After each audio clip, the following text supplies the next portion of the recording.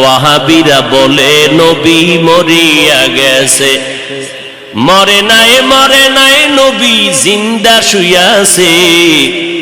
ওয়াহাবিরা বলে নবী মরিয়া গেছে।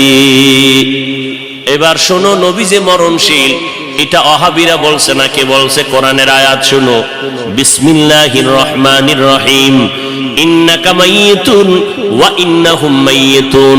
আল্লাহ বলেন ইন্না, নিশ্চয়ই, কা, হে নবী আপনি মাইয়িতুন, মাইয়িত।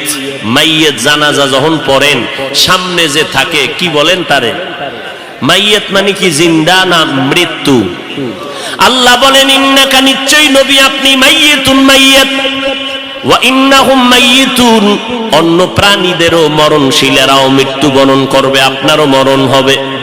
বলেন আমার নবীর 12ই রবিউল আউয়াল ইন্তেকালের পরে জানাজা হইছিল নি?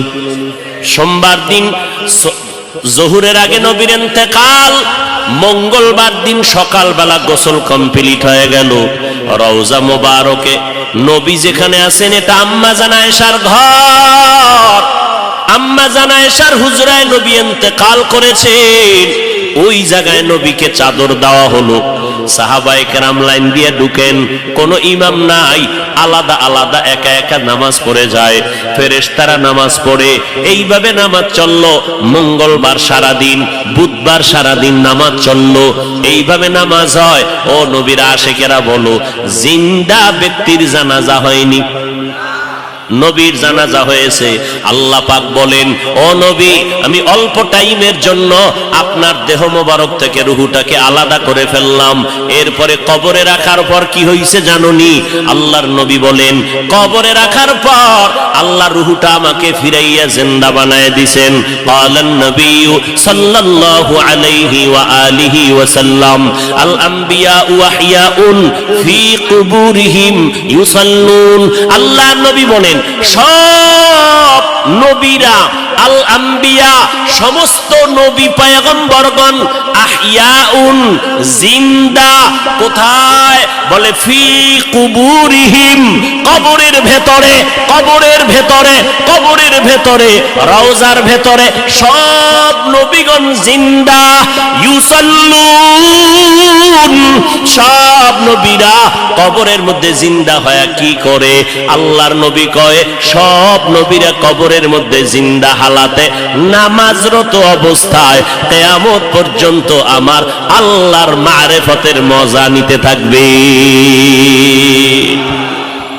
কিয়ামত পর্যন্ত জিন্দা থাকবে কবরের ভেতরে। আহলে হাদিস নামের এক দলেরা কয়, আমরা নবীরে কবরে জিন্দা মানি না। জিন্দা আহলে সুন্নাত ওয়াল জামাতের বিশুদ্ধ আকীদা, আমার নবী শুধু নয়, সমস্ত নবীরা কবরের মধ্যে জিন্দা। আল্লাহ বলেন, আমি তাদেরকে কবরের মধ্যে খানা দেই, রিজিক দেই। এবার তার সেরার এক দলেরা কয়, তো নবী যদি জিন্দা হয় খায়নি? খায়। কি খায়? রুটি না ভাত? যদি ভাত রুটি খায়, প্লেট কই, গেলাস কই, পানি কই? কেমন ভিডা দরকার? এই রকম তারসেরা মানুষ, ধর্মান্ধ, এরা বলে রসুল জিন্দা না, এখনো মরা।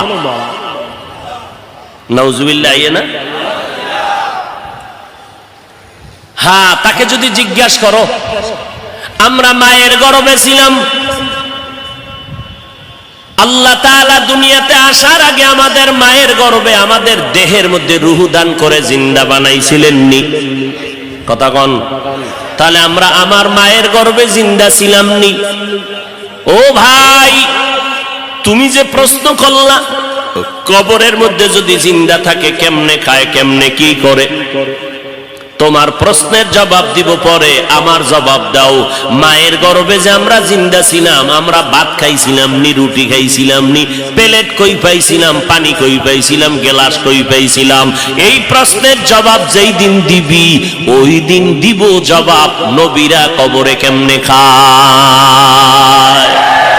ইলমে রায়ে জাজু করদন বেহিসাব খলকেরা দাদন জবাবে বা সওয়াব হক না দারদ দোস্তে খলকা জারেরা